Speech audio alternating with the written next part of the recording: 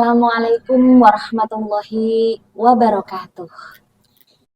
Alhamdulillah, alhamdulillahirabbil alamin wa bihi nasta'inu ala umuri dunya waddin wa ala alihi wa sahbihi ajma'in amma ba'du. Marhaban ya Ramadan. Lezatnya Ramadan telah kita rasakan bersama, membawa kita kepada relung ketakwaan kepada Allah Subhanahu wa taala. A'udzubillahi minasyaitonirrajim. Bismillahirrahmanirrahim. Ya ayyuhalladzina amanu kutiba alaikumusiyam kama kutiba alal ladzina min qablikum la'allakum tattaqun. Diwajibkan kepada seluruh umat Islam untuk menjalankan ibadah puasa. Bahkan pada umat-umat sebelum umat dari Nabi Muhammad telah memiliki kewajiban untuk menjalankan puasa. Dan puasa ini akan menghantarkan setiap orang yang melaksanakannya kepada jalan ketakwaan kepada Allah Subhanahu wa taala. Sehingga di sini hukumnya wajib atau fardu ain bagi semua umat Islam untuk menjalankan ibadah puasa, kecuali bagi mereka yang memang memiliki halangan untuk menjalankan ibadah puasa. Seperti halnya contoh, ketika seseorang telah tua renta, lanjut usia, dan dia tidak mampu untuk menjalankan ibadah puasa karena fisiknya yang lemah, maka ada rukhsah. Di dalam agama Islam ada rukhsah atau keringanan bagi orang yang memang tidak mampu menjalankan ibadah puasa, gitu ya. Lalu apa yang harus dilakukan ketika dia tidak mampu menjalankan ibadah puasa? Maka dia harus menggantinya dengan membayar fidyah, gitu ya. Karena dia tidak mampu membayarnya dengan puasa di lain hari karena sudah fisiknya yang begitu lemah, gitu. Sehingga di sini seorang ketika sudah tidak mampu untuk menjalankan ibadah puasa, maka dia wajib membayar fidyah. Salah satunya adalah orang yang sudah lanjut usia, fisiknya sudah lemah.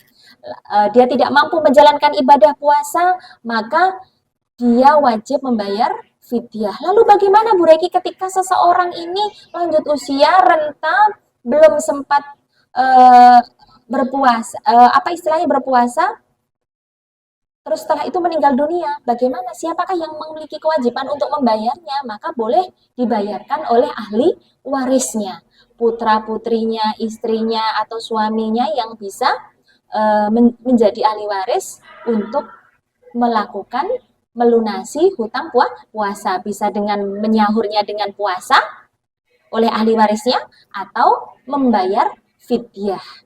Jadi orang yang lansia, lanjut usia karena renta, sakit yang sangat membuat fisiknya tidak mampu untuk melaksanakan puasa, sakit yang sudah parah yang membuat seseorang itu menjadi tidak mampu untuk melaksanakan puasa, maka juga mendapatkan rukhsah atau keringanan untuk tidak menjalankan puasa dan menggantinya dengan membayar fidyah. Selanjutnya lagi adalah wanita yang hamil. Loh, nanti kalau sudah tidak hamil kan boleh Bu, berarti dia bisa berpuasa. Tapi setelah hamil itu ada menyusui. Nah, ini sebenarnya juga ada tekniknya ketika misalkan saat ini sudah luar biasa canggih ya. Ketika misalkan bayi kita sudah mendapatkan makanan pendamping ASI, sang ibu sebenarnya sudah punya kesempatan untuk berpuasa. Jadi ASI eksklusif dikasihkan misalkan sampai 5 bulan. ASI eksklusif dikasihkan 5 bulan atau sampai 6 bulan. Setelah itu sang ibu bisa memberikan makanan pendamping ASI. Sebenarnya itu juga ketika sudah memiliki makanan pendamping ASI, sang ibu punya kesempatan untuk membayar hutang, gitu ya, membayar hutang untuk berpuasa. Lebih utama mana? Tetap lebih utama dengan membayar hutang puasa dengan berpuasa. Namun apabila tidak mampu, Islam tidak memberatkan, gitu ya. Islam tidak memberatkan. Rukhsah itu bisa diambil dengan membayar fidyah ketika seseorang itu tidak mampu untuk melaksanakan puasa berturut-turut. Anaknya belum nyampe 2 tahun hamil lagi, sehingga di sini akan lebih baik seseorang itu mengambil rukhsah. Bagaimana Bu? Ada orang yang eh, hamil tapi dia tetap berpuasa. Bagaimana kalau seperti itu kasusnya? Boleh gitu ya, boleh. Tapi Islam lebih mengutamakan gitu ya. Jagalah janinmu karena janin itu butuh asupan gizi. Nah, gizinya itu makanannya dari sang ibu. Tidak ada jalan lain, maka otomatis di sini kita mengalah dulu untuk janin gitu ya. Kita mengalah dulu untuk janin, khawatir nanti bayi lahir dengan kekurangan asupan gizi dan nutrisi, khawatirnya malah akan terjadi hal-hal yang tidak diinginkan. Makanya dari itu Islam ada rukhsah gitu ya. Karena dari itu kekhawatiran itu Islam itu ada rukhsah, ada keringanan bagi wanita yang sedang hamil diperbolehkan untuk tidak berpuasa dan menggantinya dengan fidyah, atau kalau dia mampu mengganti di hari lain, boleh mengganti di hari lain. Dan fidyah ini telah ditetapkan di dalam agama Islam. Ketika seseorang tidak berpuasa, maka dia wajib membayar dengan menggantinya membayar dengan fidyah sebesar 2 mud. Ya, 2 mud atau setengah shot.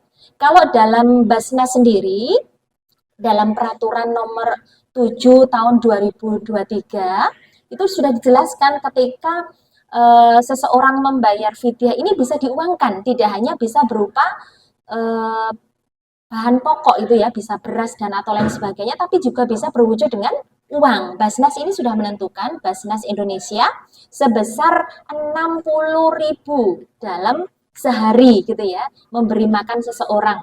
Sehingga di sini dihitungnya satu porsinya pagi 20.000, siangnya 20.000, dan malamnya 20.000 porsi makan. Jadi ada 60.000 yang memang harus dibayar seseorang yang tidak berpuasa dan menggantinya dengan fidyah. Kalau kalangan Hanafiyah menetapkan bahwasanya ketika seseorang tidak berpuasa menggantinya dengan fidyah itu bisa berupa 1,5 kilo bahan pokok. Jadi kalau kita sudah ditetapkan di sini 60.000 sudah dikategorikan itu bisa memberikan makan atau menafkahi seorang fakir miskin ataupun mustahik yang memang berhak untuk menerima fidyah selama 1 hari. Semoga saja kita tergolong orang-orang yang diberikan kesehatan, diberikan kesempatan dan keberkahan di dalam Ramadan ini sehingga bisa menjalankan ibadah puasa dengan sebaik-baiknya, tidak ada halangan. Allahumma amin. Terima kasih, semoga saja bisa memberikan manfaat bagi kita semua. Kurang lebihnya mohon maaf. Usikum binafsi wa taqwallah. Wassalamualaikum warahmatullahi wabarakatuh.